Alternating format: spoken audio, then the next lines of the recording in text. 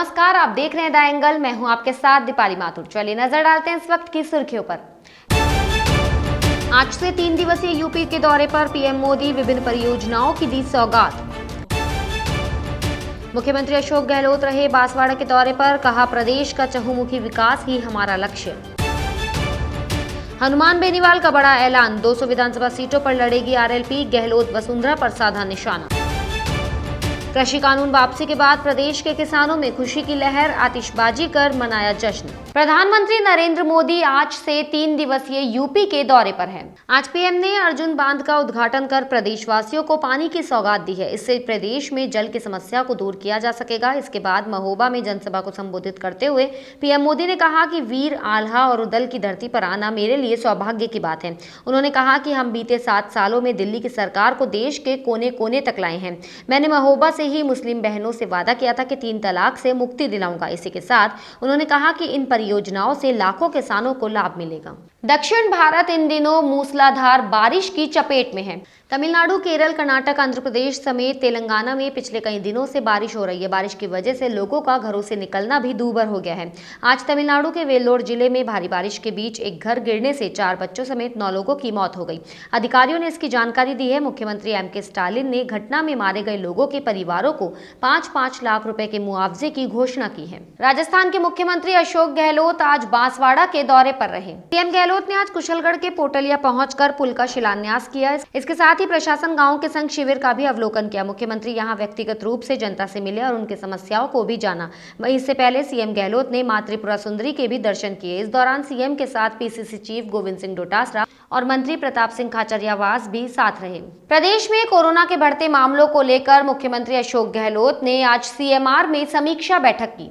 CM Gehlot ने tweet कर meeting की जानकारी दी। उन्होंने कहा कि विगत दिनों में प्रदेश के कुछ जिलों में कोरोना पॉजिटिव केसेस की संख्या में वृद्धि चिंतनीय है। दूसरी लहर के अनुभवों, इस वायरस की प्रकृति को देखते हुए फिर से टेस्टिंग, ट्रैकिंग, ट्रेसिंग की रणनीति को मजबूती से लागू किया जाए। उन्होंने कहा कि संक्रमण को प्राथमिक स्तर पर ही रोकना जरूरी है ताकि प्रदेशवासियों को तीसरी लहर से बचाया जा सके। प्रदेश भर में सैंपलिंग बढ़ाई जाए, साथ ही गहन कॉन्टैक्ट ट्रेसिंग कर फोकस किया जाए। इसी के साथ सीएम गहलोत ने प्रधानमंत्री नरेंद्र मोदी को पत्र लिखकर कोरोना की बूस्टर डोज देने की अनुमति का भी आग्रह किया है। सांसद दुष्यंत सिंह ने आज जिला विकास समन्वय एवं निगरानी समिति की बैठक ली। दुष्यंत सिंह की अध्यक्षता में आयोजित बैठक में समस्त विभागों एवं योजनाओं की प्रगति की समीक्षा की गई। खाद, सड़क, बिजली, पानी समेत कई मुद्दों को लेकर दुष्यंत सिंह खासे नाराज भी नजर आए। इस दौरान उन्होंने कई बार जिलाधिकारियों से सवाल जवाब कर अपनी नाराजगी भी खुलकर जाहिर की।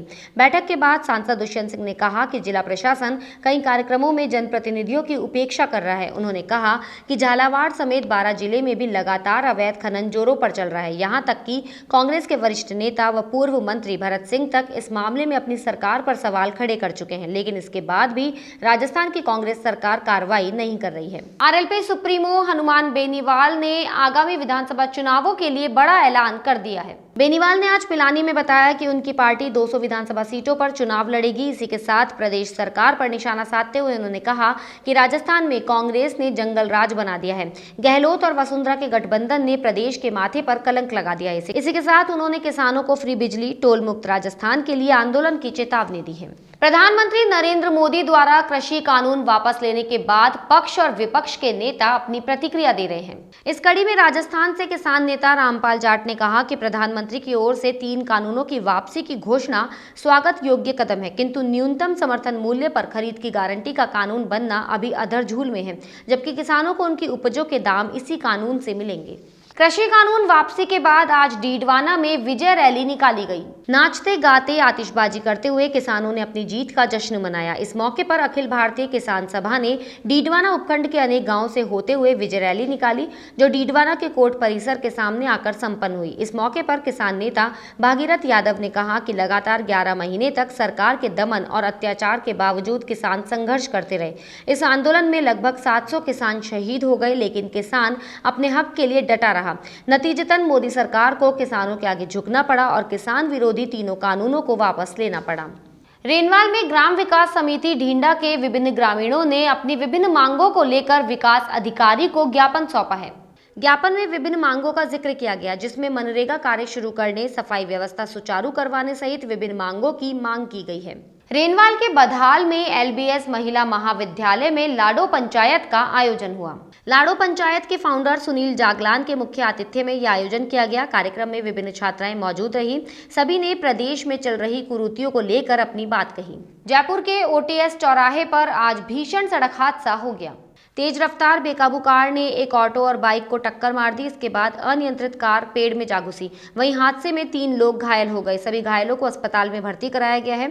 हादसे के बाद ओटीएस चौराहे पर काफी भीड़ लग गई। जयपुर स्थित गलताजी में आज ब्रह्मोत्सव का समापन हो गया। युवराज स्वामी राघवेंद्र ने बताया कि ब्रह्मोत्सव के 7वें दिन भगवान का कल्याणोत्सव विवाहोत्सव मनाया गया। भगवान श्रीनिवास व अम्मा जी सुसज्जित पालकियों में दिव्य स्वरूप में विराजमान हुए। भगवान का वैदिक विधि से कल्याण उत्सव विद्वानों द्वारा संपन्न कराया गया। विवाह में वस्त्र, फल, नैवेद्य, आभूषण आदि चढ़ाए गए।